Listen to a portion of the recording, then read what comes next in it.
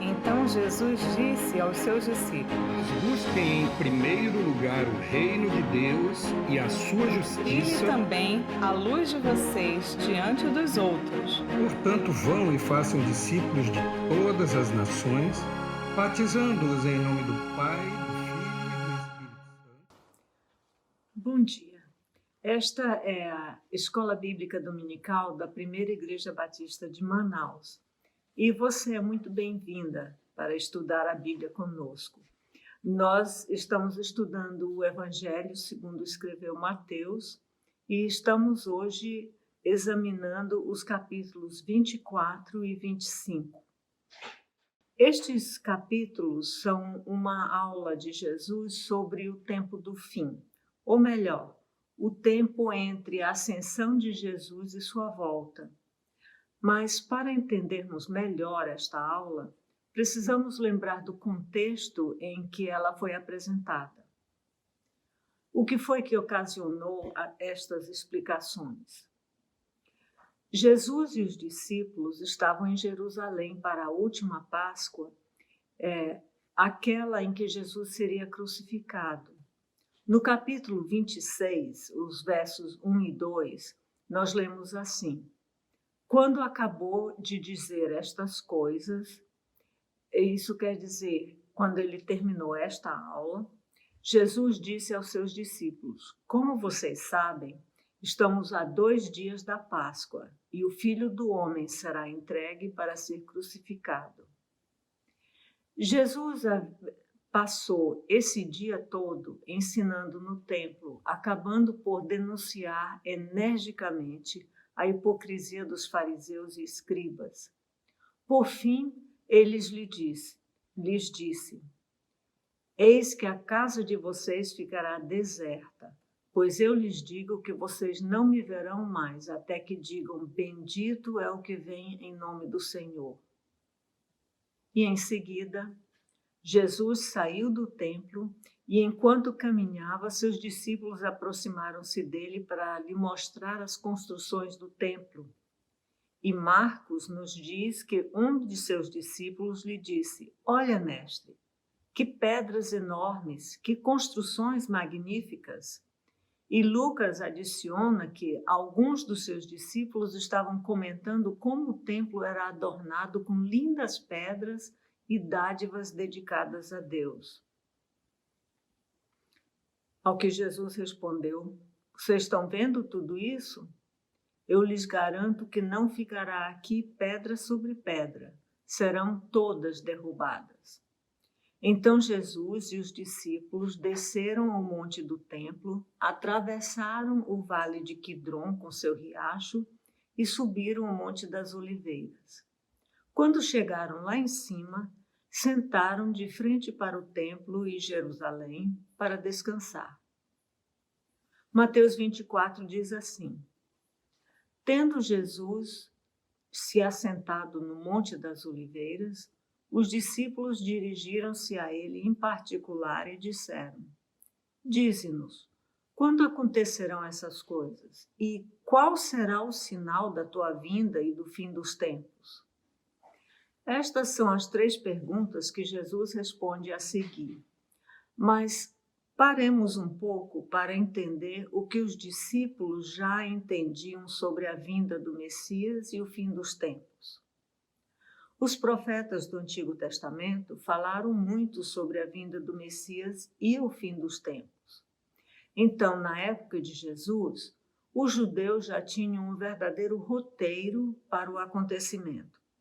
E os discípulos de Jesus provavelmente estavam animados ao ver muitos itens da lista se realizando. O roteiro era assim: primeiro haveria um período de tribulação. Ora, durante séculos, o povo judeu havia padecido opressão debaixo dos diversos impérios: Babilônia, Pérsia, Grécia e agora Roma. A grande esperança deles era a vinda do Messias para pôr fim à opressão e essa tribulação. Em segundo lugar, nesse roteiro, viria um anunciador como Elias. Jesus disse que havia E só há poucas semanas ele havia dito que Elias já veio na pessoa de João Batista. Terceiro item, o Messias apareceria. Os discípulos já haviam declarado crer que Jesus é o Messias na declaração de Pedro em Cesareia de Filipe. E alguns deles até haviam visto Jesus na sua glória e majestade. Quarto, haveria guerra contra o Messias. A animosidade contra Jesus estava evidente, se bem que era da parte dos próprios líderes religiosos dos judeus. Quinto, o Messias destruiria as nações. Era óbvio para os discípulos que Jesus era capaz de fazer isto, principalmente depois de ele expulsar os vendedores do templo. A próxima coisa que aconteceria é que Jerusalém seria renovada. Jesus não havia falado que o templo seria derrubado? Só poderia significar a renovação de Jerusalém, que começaria ali mesmo, no templo. Então, o povo judeu seria reunido, a Palestina seria o centro do mundo, o Messias inauguraria uma nova era de paz, bondade e glória que duraria para sempre. O roteiro que os discípulos conheciam estava se cumprindo. E esta é uma das razões porque eles estavam preocupados com a possível posição de cada um deles no reino. O povo havia aclamado Jesus quando da entrada em Jerusalém. Eles pensavam que Jesus estava na iminência de se revelar ao povo e tomar o poder político, inaugurando o novo tempo tão sonhado pelos judeus. Eles queriam estar preparados para desempenhar o seu papel no grande dia. Por isso, as perguntas. Quando acontecerão essas coisas? Essas coisas são a destruição do templo, a vinda de Cristo e o fim dos tempos, pois eles achavam que tudo aconteceria na mesma época. Qual será o sinal da tua vinda? A vinda de Jesus para eles seria o dia em que ele se declarasse o Messias. E em terceiro lugar, qual será o sinal do fim dos tempos? Eles acreditavam que a vinda de Jesus seria o fim dos tempos. Uma coisa que os próprios profetas do Antigo Testamento não expressaram claramente era o fator tempo. De acordo com o pensamento judaico da época, tudo isso aconteceria em um mesmo período de tempo. Ao invés de responder às perguntas dos discípulos de acordo com o que eles já pensavam, Jesus usa a ocasião para lhes ensinar 3 coisas importantes. Primeiro, ele lhes fez ver que o cenário sobre o que eles perguntavam era mais complexo do que os seus conceitos simplistas. Segundo, ele disse que eles não podiam saber quando seria a vinda de Jesus. Nós diríamos o retorno de Jesus. E terceiro, eles precisavam estar preocupados com ou vigiando seu relacionamento com Deus e não preocupados em vigiar o noticiário sobre os eventos no mundo. Agora vamos olhar a resposta de Jesus com estas coisas em mente. Um esboço dos capítulos 24 e 25 seria assim. Os versos de 4 a 25 de Mateus 24 são a descrição da era final com alertas e advertências. Os versos 26 a 44 falam sobre o retorno de Jesus. Mateus 24, 45 a 51 é uma parábola que diz que durante a espera devemos ser servos fiéis e sensatos. Mateus 25, de 1 a 13, é outra parábola que nos diz: esteja preparado. Os versos 14 a 29, ainda mais uma parábola que nos diz: use os recursos que Deus lhe confiou responsavelmente para o ganho dele. E os versos 31 a 46 do capítulo 25 falam sobre o julgamento final. Jesus começa a sua resposta com uma advertência. Ele fala assim: cuidado que ninguém os engane, pois muitos virão em meu nome dizendo: eu sou o Cristo, e enganarão a muitos. Estes falsos salvadores costumam aparecer justamente em tempos de crise. Continuemos lendo a resposta de Jesus. Os versos 16 a 14 de Mateus 24. Vocês ouvirão falar de guerras e rumores de guerras, mas não tenham medo. É necessário que tais coisas aconteçam, mas ainda não é o fim. Nação se levantará contra nação e reino contra reino. Haverá fomes e terremotos em vários lugares. Tudo isso será o início das dores. A palavra dores, usada aqui, denota dores como as de parto, que começam suaves e espaçadas e intensificam até o parto acontecer. Então, continuando a nossa leitura, então eles os entregarão para serem perseguidos e condenados à morte, e vocês serão odiados por todas as nações por minha causa.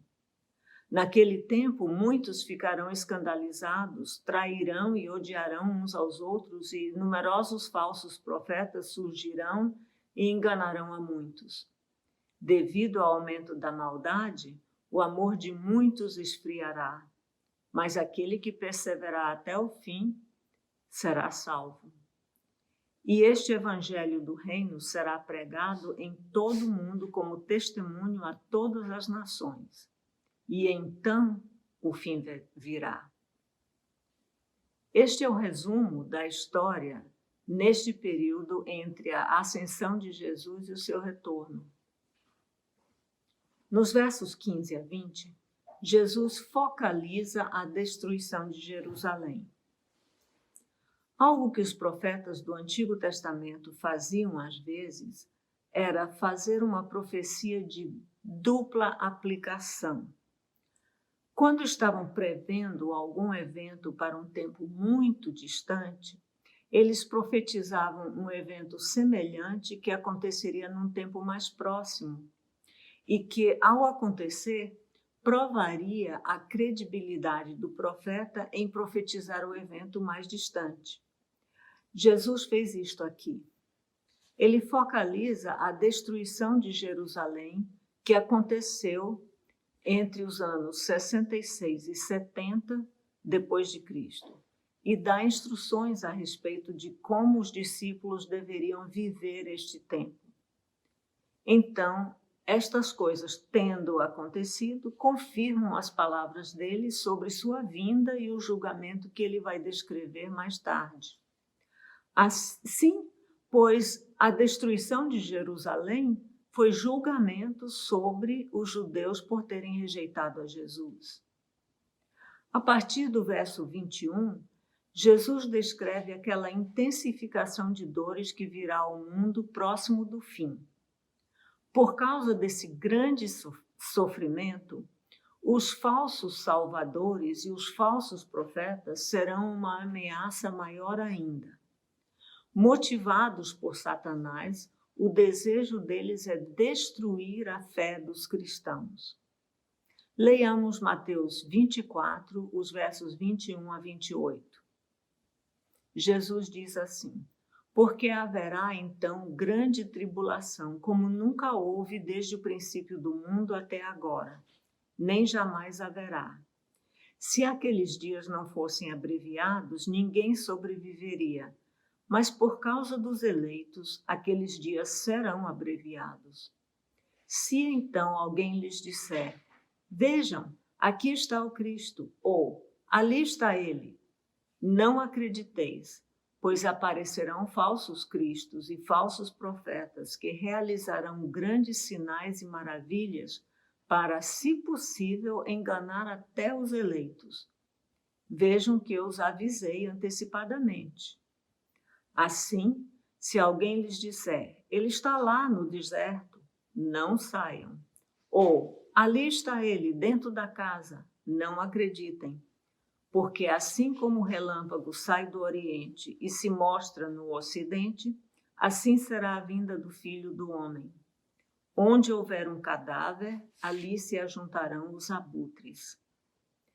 Jesus estava esclarecendo aos discípulos que o seu retorno, sua segunda vinda, não acontecerá em segredo. Eles não devem crer nas mentiras de falsos profetas e falsos mestres que dizem que ele já retornou e está escondido em algum lugar. Ele não quer que os cristãos sejam desviados por qualquer pessoa que diz ser o verdadeiro Messias.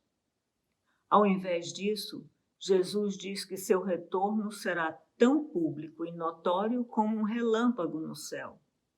Todos verão, todos saberão, ninguém ficará na dúvida.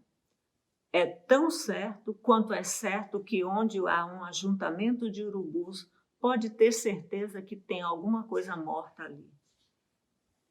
Em seguida, Jesus passa a descrever seu retorno assim, nos versos 29 a 31 e depois 34 a 36.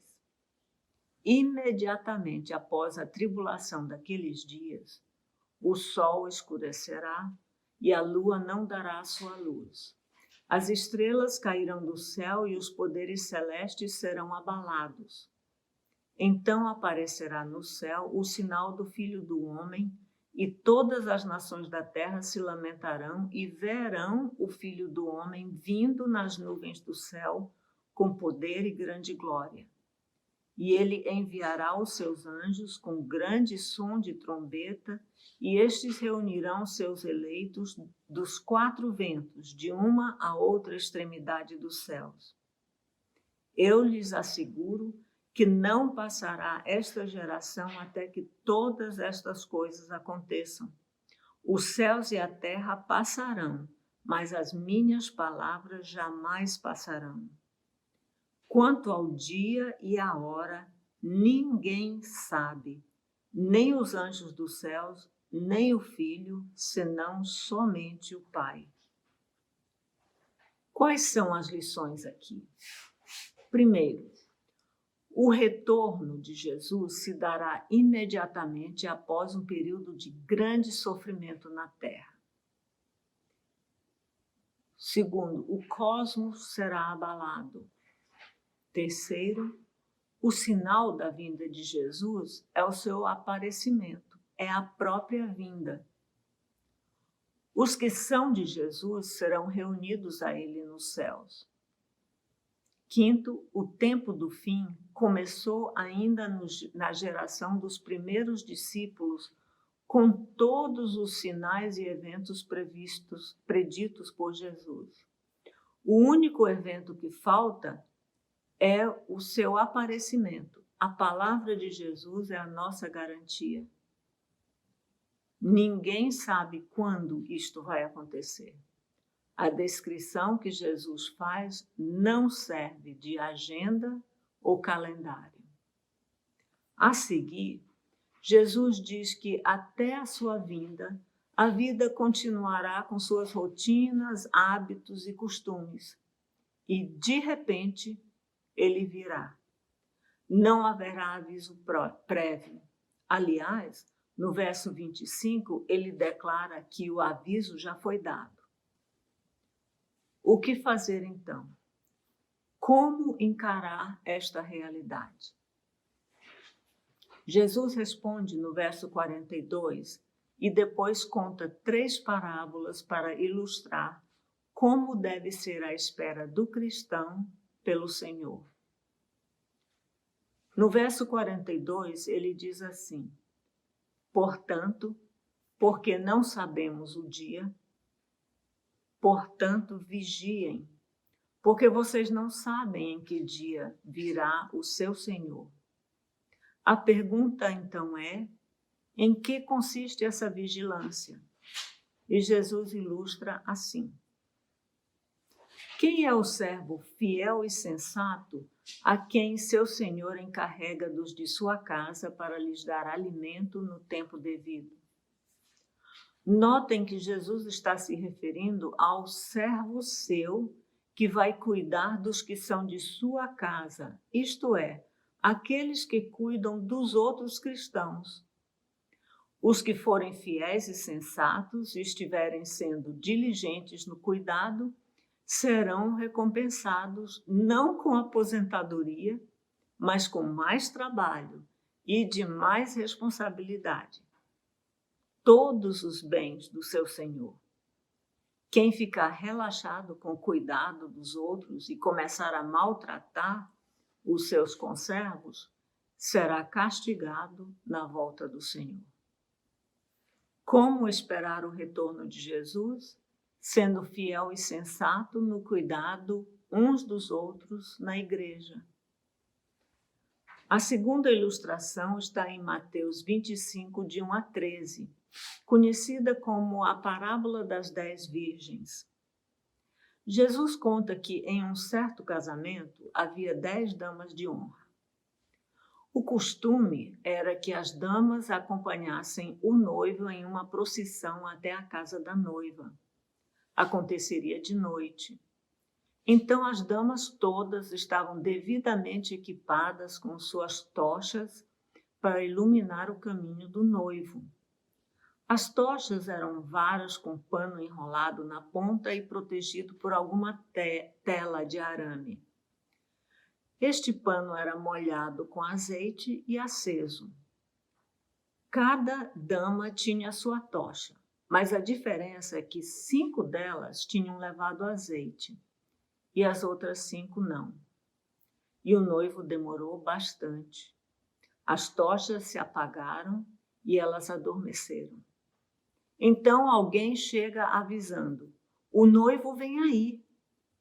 As damas que tinham azeite rapidamente acenderam suas tochas. As outras tiveram de procurar onde comprar azeite. E quando elas finalmente chegaram à casa da noiva, onde era realizado o banquete, a porta estava fechada e o noivo não permitiu que elas entrassem. Jesus termina dizendo: portanto, vigiem, porque vocês não sabem o dia nem a hora. Como esperar o retorno de Jesus? Estando preparado. Podemos até ficar cansados de esperar, mas não podemos nos esquecer daquilo que faz a nossa luz brilhar, a comunhão com Deus. A terceira ilustração está nos capítulos 14 a 30. É conhecida como a parábola dos talentos. Logo de saída, precisamos lembrar que na época de Jesus, o talento era um peso em ouro ou prata. Era uma medida de recurso financeiro. Hoje usamos a mesma palavra para falar de habilidades naturais das pessoas. Mas para os fins desta parábola, podemos dizer que talento quer dizer recurso. Recurso financeiro, intelectual, social, emocional, de habilidades naturais ou de habilidades espirituais. Jesus conta que um certo homem faria uma viagem muito demorada e repartiu os seus recursos entre os seus 3 servos, dando a uns mais e a outros menos. 2 deles investiram os recursos e com isto multiplicaram o patrimônio do seu senhor. Mas o último simplesmente enterrou o recurso do seu senhor, alegando que o senhor era mesmo injusto, não era confiável. Ele é que não confiava no seu senhor. Quando o senhor retornou, e os servos prestaram contas dos recursos, os 2 que haviam investido os recursos foram elogiados com muita alegria, mas o outro foi duramente criticado e jogado ao sofrimento. Como esperar o retorno de Jesus? Usando os recursos que cada um tem para aumentar o patrimônio do nosso Senhor, para a sua glória e a extensão do seu reino. Notem que em cada ilustração, uns são recompensados de maneira positiva, são abençoados, e outros são castigados. Então Jesus termina a sua aula falando sobre o que vai ocorrer no retorno de Jesus, o julgamento das nações. Este é o conteúdo de Mateus 25, 31 a 46. Nós vamos ler apenas os versos 31 a 34 e depois o verso 41. Quando o Filho do Homem vier em sua glória, com todos os anjos, assentar-se-á em seu trono na glória celestial. Todas as nações serão reunidas diante dele, e ele separará umas das outras como o pastor separa as ovelhas dos bodes, e colocará as ovelhas à sua direita e os bodes à sua esquerda. Então o rei dirá aos que estiverem à sua direita: venham, benditos de meu Pai, recebam como herança o reino que lhes foi preparado desde a criação do mundo. Então ele dirá aos que estiverem à sua esquerda: malditos, apartem-se de mim para o fogo eterno, preparado para o diabo e seus anjos. O critério para a bênção ou maldição neste julgamento é o tratamento dado aos irmãozinhos de Jesus. Veja no verso 40. O rei responderá: digo-lhes a verdade, o que vocês fizeram a alguns dos meus menores irmãos, a mim o fizeram. E depois no verso 45, ele responderá: digo-lhes a verdade, o que vocês deixaram de fazer a algum destes mais pequeninos, também a mim deixaram de fazê-lo. Pode parecer aqui que Jesus está dizendo que a salvação é por obras, mas não é isso não. Vejam que os que trataram bem a Jesus por terem tratado bem os seus irmãos, não estavam sabendo que estavam cuidando de Jesus. Eles não estavam buscando salvação pelas obras, mas receberam sua recompensa por terem cuidado das necessidades dos irmãos de Cristo. A lição é: haverá julgamento no retorno de Jesus com base no tratamento dado aos que são de Cristo. Tenhamos cuidado uns dos outros. Não vamos esperar que outros o façam, nem ONGs, nem governos, mas nós mesmos individualmente. Neste tempo de pandemia, notamos uma preocupação renovada com o futuro. Uma preocupação de muitos sobre o significado disso tudo. Há entre os cristãos uma nova consciência do retorno de Jesus. A pergunta que fica é: você está preparado? Está vigiando o seu relacionamento com Deus? Você está sendo fiel no cuidado dos irmãozinhos de Jesus? Não devemos temer os eventos no mundo, mas continuar usando os recursos à nossa disposição para aumentar o patrimônio do nosso Senhor. Que Deus assim nos habilite. No próximo domingo, nós abordaremos os capítulos 26 a 28. Preparem-se lendo estes capítulos.